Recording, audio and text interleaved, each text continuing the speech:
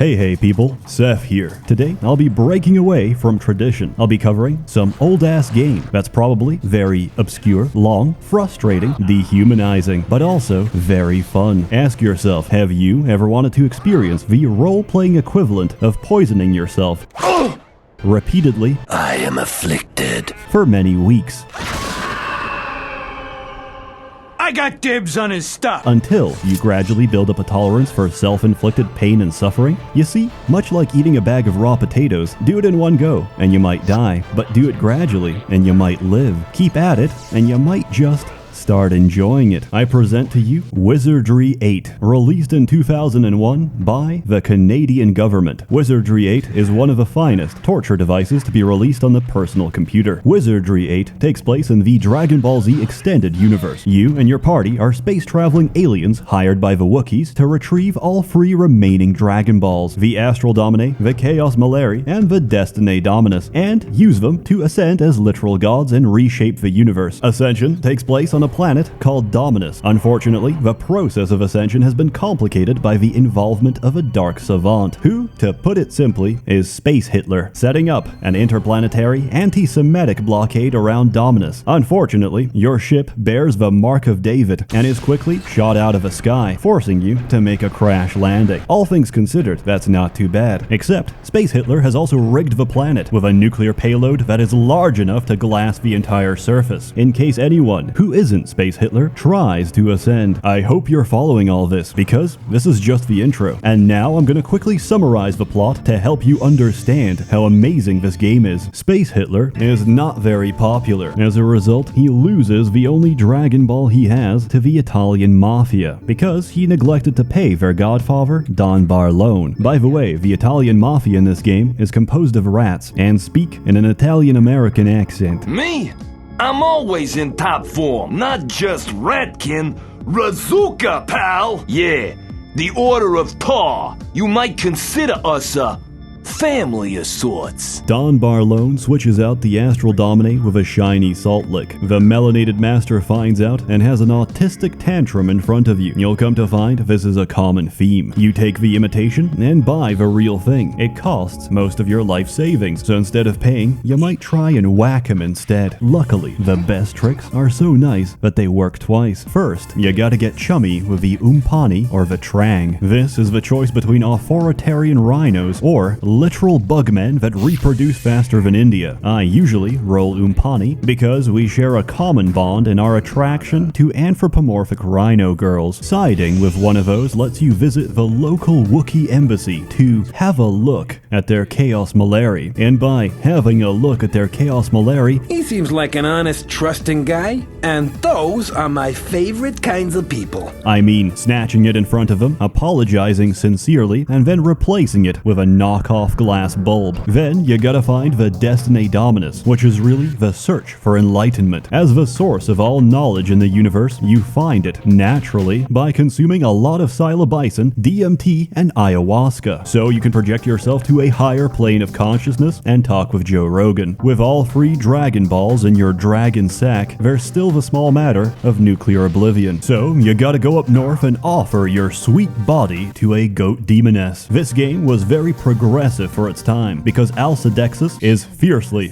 heterosexual and rejects the very concept of scissoring. She also rejects the concept of monetizable content, because her milk jugs are anything but modest. Anyway, to disarm the bomb, you have to get inside it. How? By breaking and entering into people's bedrooms, because, logically speaking, one of them is bound to have a direct access interdimensional portal into the bomb, which can be disabled by pressing random keys and getting lucky. With a bomb no longer armed, you smack the savant, leaving him disarmed. The savant dies, but in his death reveals to you the ultimate truth, that he's been using a voice changer on Discord this whole time, and he's not actually that dark. The end. Any questions? No? Then in that case, welcome to Wizardry 8. I love this game. Now let's talk about playing it. To play, you need to make a party. From characters, you make yourself. If I said there's a lot of options, that would be an understatement. You can be anything you want to be. Humans, non-humans, subhumans, furries, scalies, more furries, and even short kings. There's so many short kings in this game, you can pick by your preferred size. Anything from 5'11" kings to a 5'10" pocket prince, who are so light at this point, they get carried away by the wind. Race. Is there a link between race and There's 11 races, and that's only including ones you can pick. There's about 16 in total. Do anything you want to do, and I mean it. I don't care how many classes your game has, because Wizardry 8 has 15, including, but not limited to, fighters, which fight, Valkyries, which fight using female privilege to avoid death, ninjas, which fight with the empty space representing their lack of contribution to the team until 2 weeks into the average game. However, if you rolled a fairy ninja, congratulations, because your pocket prince can now solo the entire game. Alchemist makes potions and breaks the economy by making infinite potions you can sell for infinite money, letting you buy everything in the entire game. 10 out of 10, working as intended. Gadgeteer, who uses an unconventional form of weaponry.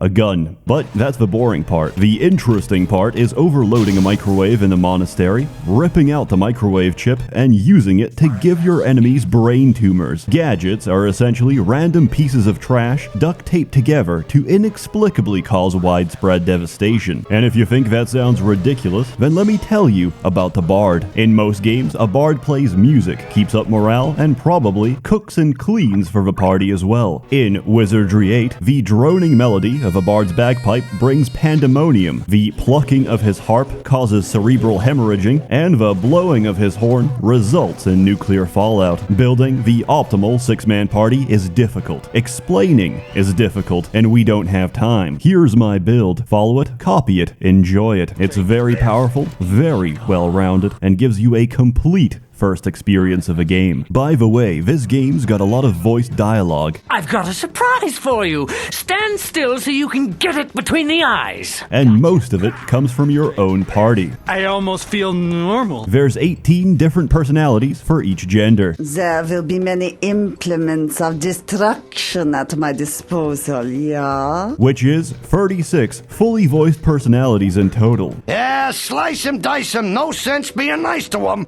That's my motto. And that's absolutely nuts. Now, onto the fun stuff. I present to you all my current party. That's right, I manually imported all this to work inside the game. By the way, they're fully animated. The portraits, not even that bad. But manually animating the eyes and mouth, yeah, that took a while. As our first fighter, we got Internet Historian. Physically, he's a giant. Mentally, he's...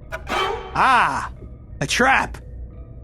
I wonder what would happen if I just pulled this thing here! He's very stable. Mr. Mandalore as our second fighter, whose voice I absolutely adore.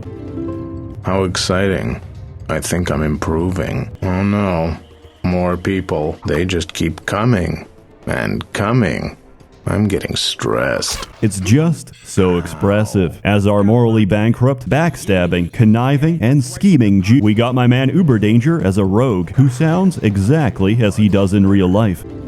I'd rather be recognized with cash, but a rise in status will do. Oh yeah, this is amazing. Nothing special. Yeah, probably worthless. I'll just hang on to it for us. You go on and fight. I'll guard the rear. For spellcasters, I put Frederick Knudsen as our resident psionic. There's nothing wrong with him. He's actually the most well-adjusted of the entire group. Gotcha! I am glad to be alive again, though the stillness of death was not totally objectionable. Also, I put him as female. Sorry, Fred baby, but the best jewelry in this game is for girls, and we need to min-max. Myself as the party's dark, brooding alchemist. Ordinary men fear the power of darkness. I revel in it. Who, over the course of the story, has been one-shot many times. The dead guy. What was his name? Thanks so very much. Why did you tear me from death's sweet embrace? And finally, Ken Ashcorp as our local priest. Be careful. I can't believe we're wasting time talking to a chipmunk! Who's also completely unhinged. I did originally consider adding Pyro-Cynical to the team, but unfortunately, YouTube does not let me feature minors in this video. There's a lot to do in Wizardry. Explore amazing places, visit the swamp, catch malaria, climb a tree, get body blocked for hours by hamsters, go to the only functional city in the game, with a grand total population of about 12 people, get harassed by Space Hitler and the androids of the Fourth Reich, head to the bar, get blackmailed, go to the bank, because of course it's still open, go to the airport, because why not? Because this is the one game where you can talk to a starship and tell it to go fuck itself. The dialogue system in this game is nothing short of amazing. You have to manually write down, memorize, and figure out the keywords for conversational topics you're interested in. The game will then try to identify your intent and produce you a fully voiced answer. Amusing yourself, are you? There's not many NPCs in this game, but I remember every single one of them. Whether it's the Umpani and their militaristic tendencies. Oh, come on now, stupid thing. Get in there. Perfect. Oh no, oh no. The slick-talking Don Barlone of Arazuka. We keep our end of the deal, you know. But he slips town before he pays our fee. So, we're here to collect. But, he ain't gonna pay. That ain't a problem. We get our cash, and you get your prize. And the dark savant gets shafted. Or even your own biological daughter, conceived as a result of sleeping around with demons, because their voice acting is absolutely fantastic. Some can even be convinced to join your party. Unfortunately, most of them are highly superstitious of their own planet, and won't go where you want them to. You know what, boys? This place reminds me of a song I wrote called I Ain't Going There No Way, No How. The workaround to this is running them to exhaustion with a heavy backpack, knocking them unconscious, and forcibly dragging them past the load screen. Once they wake up, they'll complain and bitch about this breach of consent, which is why people generally avoid them, except RFS-81, who is the best boy, because, unlike everyone else, he's not programmed to be a bitch. Quests are also equally brilliant, until you get stuck, until you get frustrated and desperate enough to read the damn walkthrough instead. There's no shame in that, because I do it. And I finished the game twice. Some of my favorite quests include protecting a verified Twitter user from hateful comments online by crushing someone into meat paste after luring them in using the sweet aroma of a female girl, getting motion sickness from the mine tunnels, and of course retrieving the black box flight recorder of a crashed ship so you can triangulate the position of Space Hitler's ship and use a heavy surface-to-air battery to shoot him out of the sky. 3, 2, 1, firing.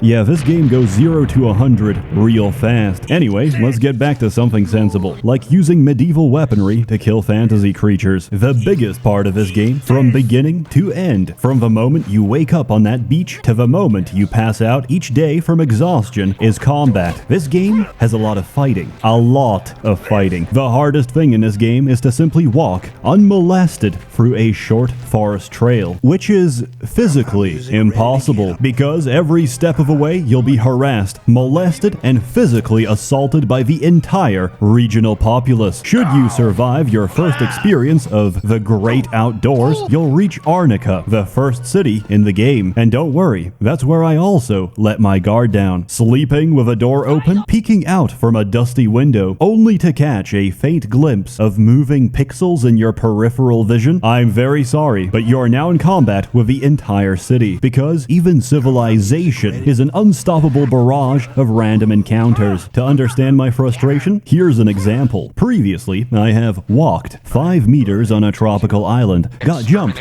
by crustaceans, walked 5 meters back because I realized I was going the wrong way, got jumped by more crustaceans, only to walk forward again and get jumped by the same group of crustaceans which have now respawned. This wouldn't be so bad if combat wasn't turn-based, but it is, and it's slow. This won't hit you immediately, but believe me, it will. And once it does, the following information will make sense. Hello, future viewer. Like you, I have also had a mental breakdown after watching combat animations for many hours, so I've installed the Wizardry 8 speed mod to quicken animations, I'm running Wiz 8 fast at 625 times speed, and I'm simultaneously speed hacking the game with Cheat Engine at 3 times speed. And it's still slow, but don't get me wrong, that doesn't mean combat is easy. It's absolutely the opposite. It's sadistically hard. It doesn't care, and it's going to keep beating you until you break. She was a saint!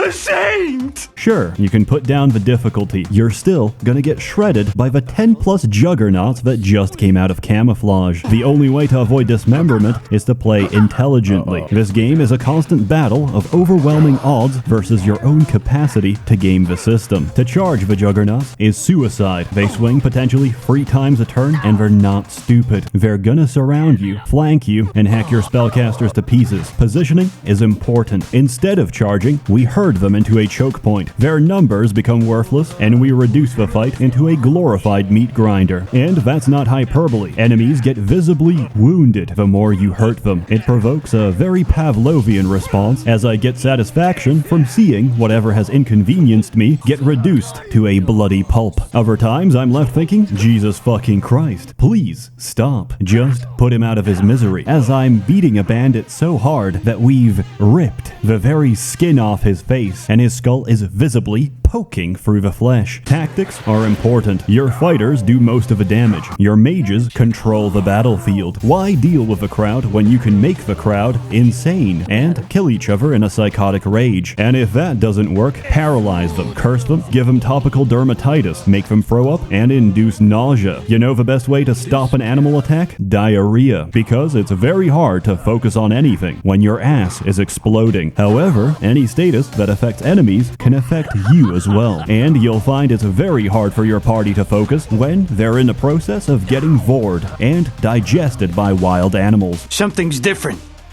but I can't put my finger on it. Luckily, combat is extremely rewarding. You only have to win a couple of fights appropriate to your level to level up. With that comes increased stats, skills, and spells to expand your options. Also, the game gets harder. Early game might be spent on the verge of death, but given time, you'll find that this is a constant state of tension, except you're no longer afraid of it. Instead, you'll learn to enjoy it, and even revel in the act as you realize you're quite good at it. I do, however, have some critique. 1. Traps. Traps are randomized, and one of them stole 90% of my current assets. Philosopher's Bane turns your gold into lead, and I forgot to quick save. On the other hand, my critique is also praise, because traps are a perfect example of how goddamn good the sound design is in this game. First, you gotta tumble around to try and guess the mechanism. Next, you need to try and disarm them one at a time. Listen to this. The sound is so goddamn crispy that you can physically feel the tension as your rogue fiddles with the machinery, which can snap at any given moment.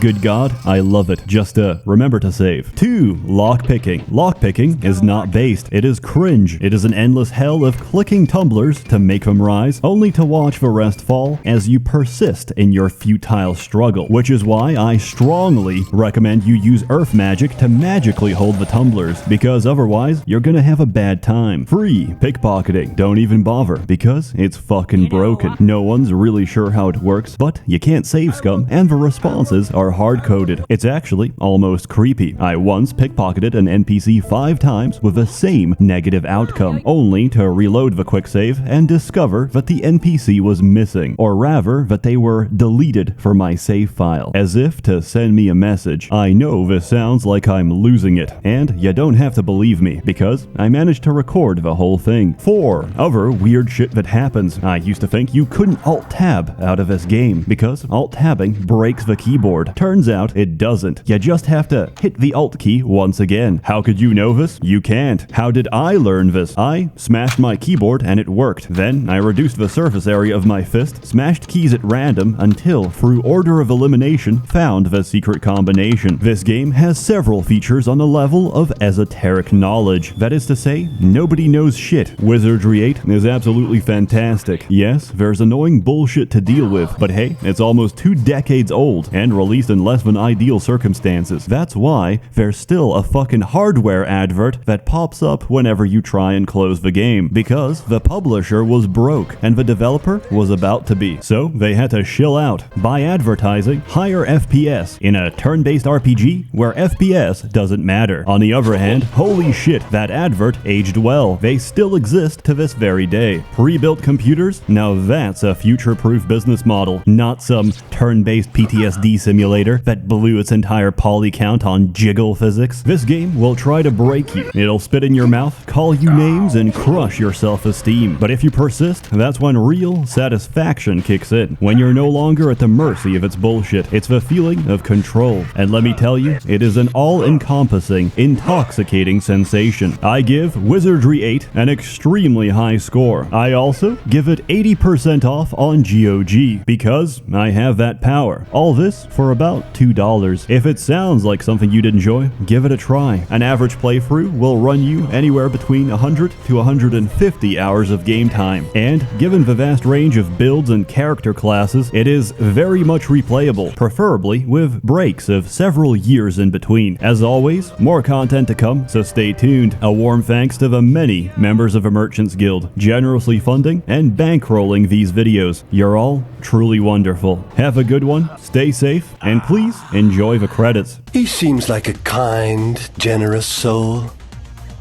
I hate him. What do you want? If it walks, I can change that. I'm burning to kill. You gotta admire the guy. He didn't let a little thing like being dead slow him down one bit! So now I'm a Templar Rapax. All my childhood dreams have come true.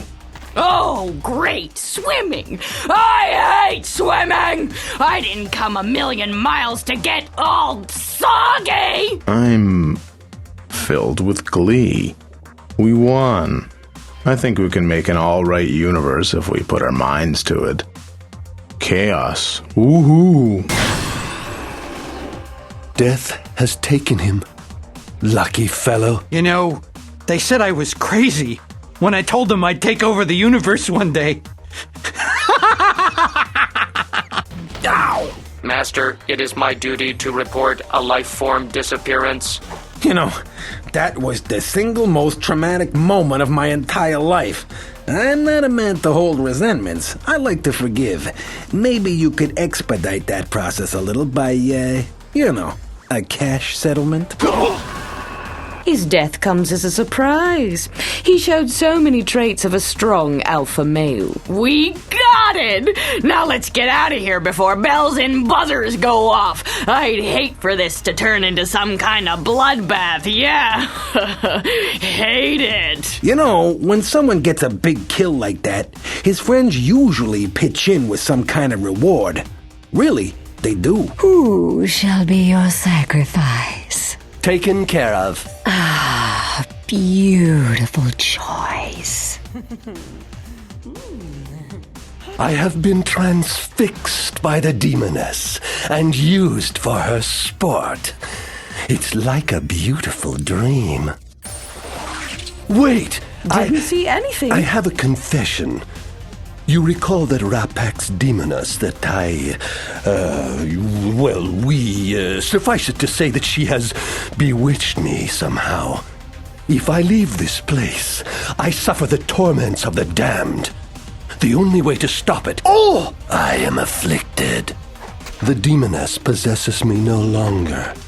Why is it that all my affairs end in bloodshed? You can't con a con, Savant. And you can't steal from a thief. But you can kill a killer. Especially if you're me. Good night.